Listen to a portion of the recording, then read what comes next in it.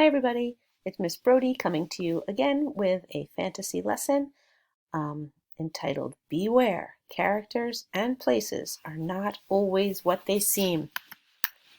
This is important.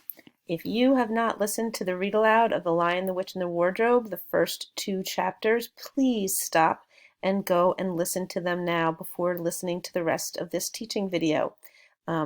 This teaching video will have spoilers. It will talk about things that have happened in chapters 1 and 2, and it will make a lot more sense if you've listened to chapters 1 and 2. So please, please, please stop this video and go and listen to the read aloud. Okay. Hopefully now you're back after having listened to chapter 2 or chapters 1 and 2. This lesson is about how characters are very complicated.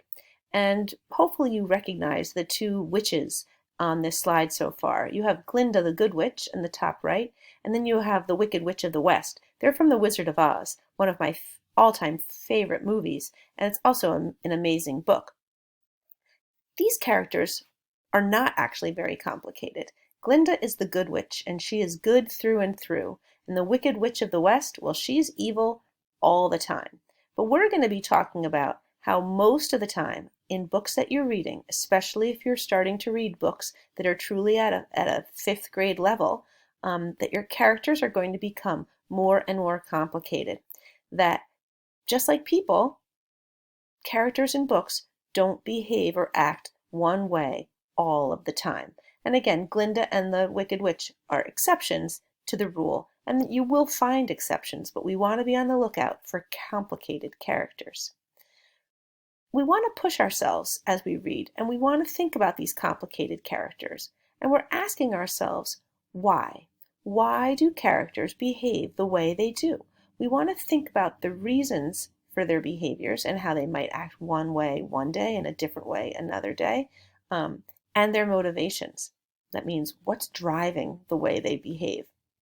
And also, this is an important one, again, as we start to read more difficult texts. We want to suspend our judgment about them.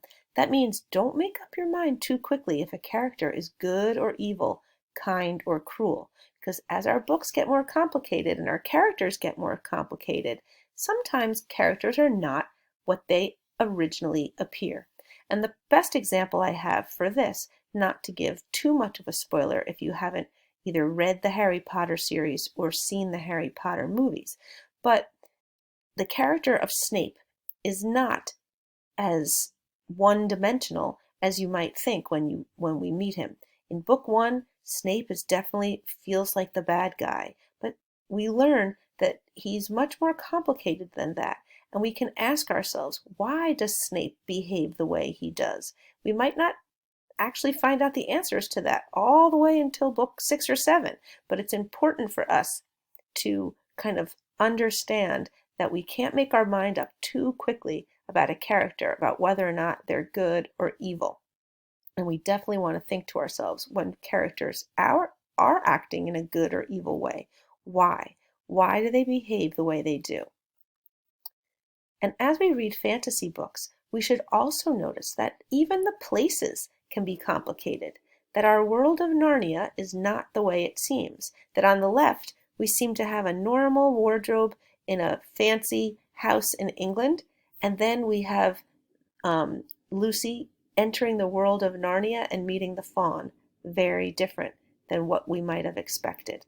And again, they don't always end up being exactly the way we might think they're going to be.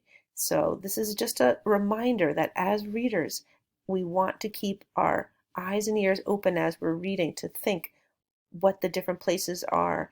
Are they what they seem? Okay, so today you're going to get started jotting.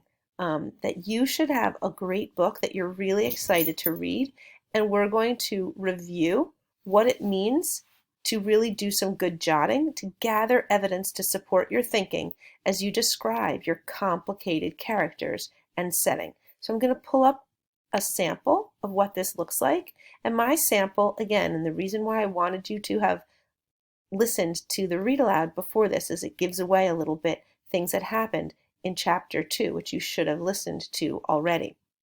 So you're going to see how your jots should look. You're going to start out a new Google Doc and you're going to share it with your teacher, right? You're going to, as soon as you open a new doc, you're going to share it with your teacher and you're going to put your book title, and I have mine, The Lion, the Witch, and the Wardrobe, the date of your jot. This is for Tuesday, May 12th. The pages or chapters that you read. In this case, I'm going to be jotting about chapter 2. And then here are my jots. And I'm thinking again right now, while you can jot about anything, I'm going to model with what the lessons have been about in the past couple days. And that is about characters surprising me and maybe characters having multiple problems. So here's my jot. The fawn surprised me. At first he seemed so kind and sweet. He offered to bring Lucy home with him to feed her. But it turned out he was actually trying to trick her and capture her. I had not expected that. It was funny how at first Lucy didn't realize the fawn was talking about her being the person he was trying to trick. And you'll notice that I've sort of mixed in a little bit of retelling with a little of my own thinking. He showed many traits in this chapter: friendly, tricky, emotional.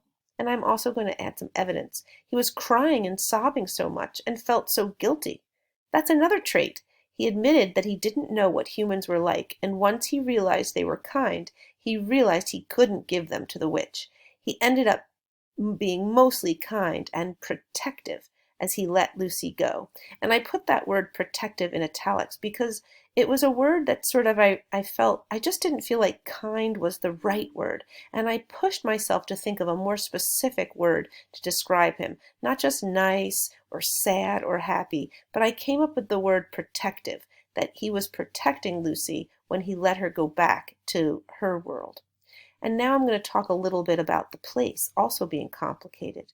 Narnia seems to have a dark side and is also complicated. The fawn hinted at it. The White Witch has kept it cold and snowy, and she has spies all over the place, and that if she finds out the fawn let a human go, she would turn him into stone. I wonder what that's all about. So again, I talked a little bit about the characters and how they were complicated and their different traits, and I sort of even ranked them almost. I sort of realized at the end that he was mostly protective by the end. And I talked a little bit about the setting and how the setting was complicated. In this case, this chapter was only in Narnia, so I focused on that. So you're going to set up your Google Doc the same way. You should have your book title, you should have a date, and you're going to have your pages and chapters or chapter read, and then you're going to start your jots. And you're going to keep the same Google Doc going for the entire time of this unit so that your teacher can see what you're adding to each day. If you're reading the same book, great. Each day it should change. The pages should change just like you used to do with homework on your reading logs. You're now just doing it in a Google Doc. Okay, let's go back to our slideshow. So after you've watched this video, you're going to read your independent fantasy book. You're going to create your own Google Doc to jot your thinking in every day. And as soon as you create that Google Doc, please share it with your teacher.